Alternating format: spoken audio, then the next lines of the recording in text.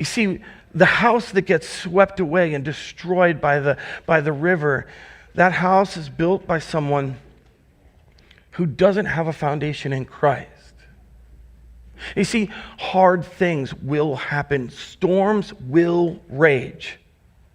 The flood will come. Depression will happen. Anxiety. Your family isn't perfect. Yes, even your mom.